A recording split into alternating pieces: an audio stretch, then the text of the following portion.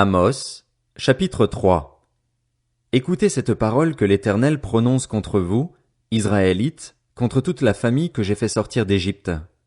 Je vous ai choisis, vous seuls parmi toutes les familles de la terre, c'est pourquoi j'interviendrai contre vous pour tous vos péchés. Deux hommes marchent-ils ensemble sans s'être concertés?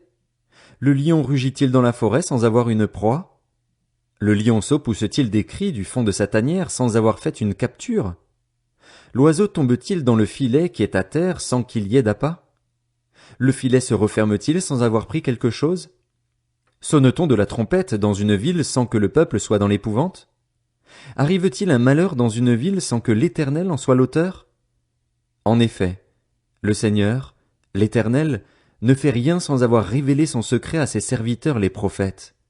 Le lion rugit, qui ne serait pas effrayé? Le Seigneur, l'Éternel, parle. Qui pourrait ne pas prophétiser?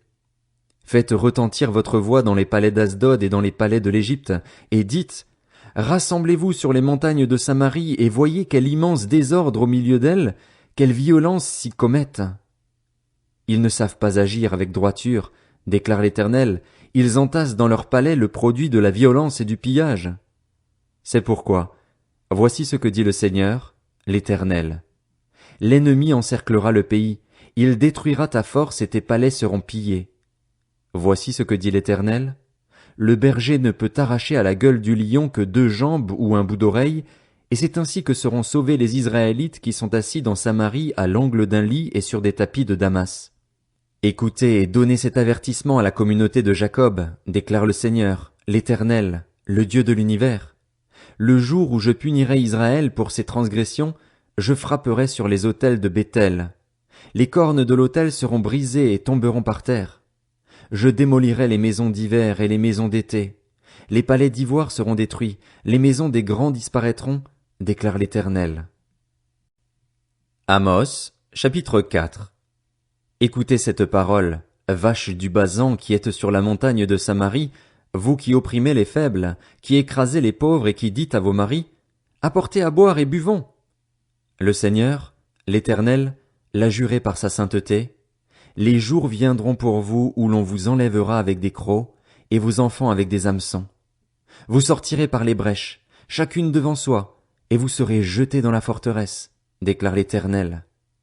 Allez à Béthel et péchez, allez à Gilgal et péchez davantage.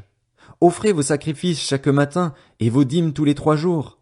Offrez vos sacrifices de reconnaissance avec du levain. Proclamez, annoncez vos offrandes volontaires.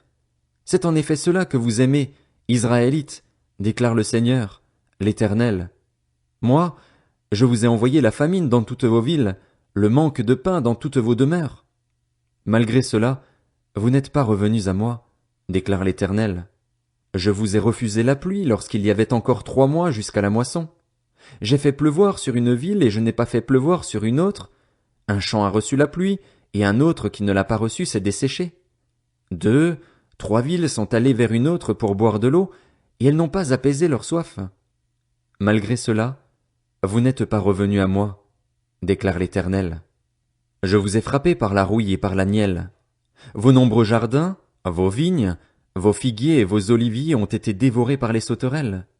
Malgré cela, vous n'êtes pas revenus à moi, déclare l'Éternel. J'ai envoyé parmi vous la peste comme en Égypte. J'ai tué vos jeunes gens par l'épée et laissé prendre vos chevaux. J'ai fait monter à vos narines l'infection de votre camp. Malgré cela, vous n'êtes pas revenus à moi, déclare l'Éternel. Je vous ai bouleversés comme lors de la catastrophe dont Dieu a frappé Sodome et Gomorrhe et vous avez été pareils à un bout de bois arraché de l'incendie. Malgré cela, vous n'êtes pas revenus à moi, déclare l'Éternel.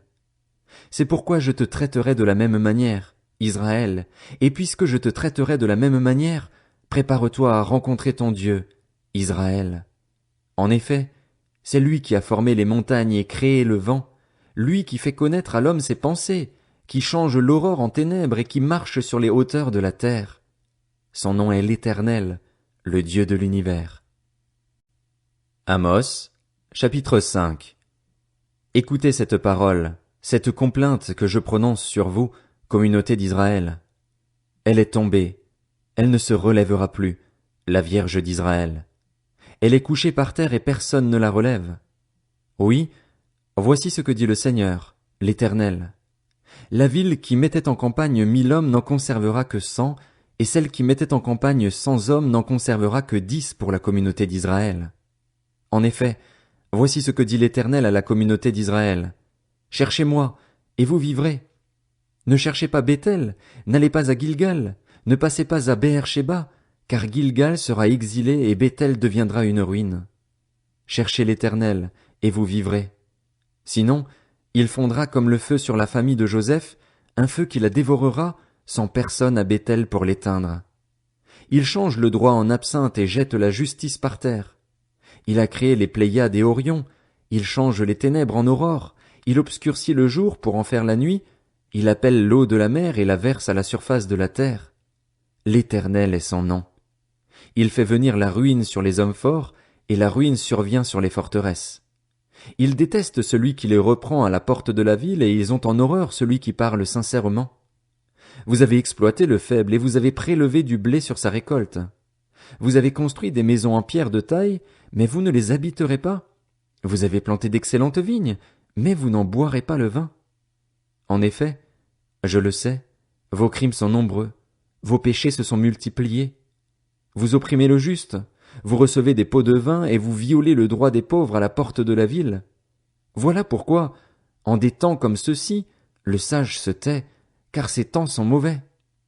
Recherchez le bien et non le mal, afin que vous viviez, et ainsi l'Éternel, le Dieu de l'univers, sera avec vous, comme vous le dites.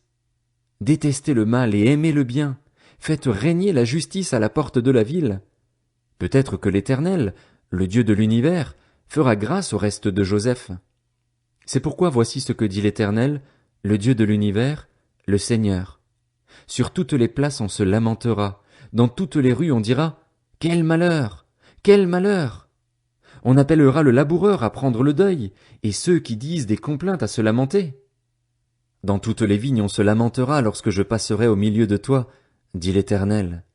Malheur à ceux qui désirent le jour de l'Éternel. Qu'attendez-vous du jour de l'Éternel? Il sera ténèbres et non lumière. Vous serez comme un homme qui fuit devant un lion et qu'un ours surprend. Il gagne sa maison, appuie sa main contre le mur, et un serpent le mord. Le jour de l'Éternel n'est-il pas ténèbres et non lumière? N'est-il pas obscur et sans éclat? Je déteste, je méprise vos fêtes, je ne peux pas sentir vos assemblées. Quand vous me présentez des holocaustes et des offrandes, je n'y prends aucun plaisir, et les veaux engraissés que vous offrez en sacrifice de communion, je ne les regarde pas. Éloigne de moi le bruit de tes cantiques, je n'écoute pas le son de tes luttes. Mais que le droit jaillisse comme un cours d'eau, et la justice comme un torrent qui n'arrête jamais de couler. M'avez-vous offert des sacrifices et des offrandes pendant 40 ans au désert, communauté d'Israël? Vous avez porté Sakut, votre roi, et Kéwan, vos idoles, l'étoile de votre Dieu, celui que vous vous êtes fabriqué. Je vous exilerai au-delà de Damas, dit l'Éternel, dont le nom est le Dieu de l'univers.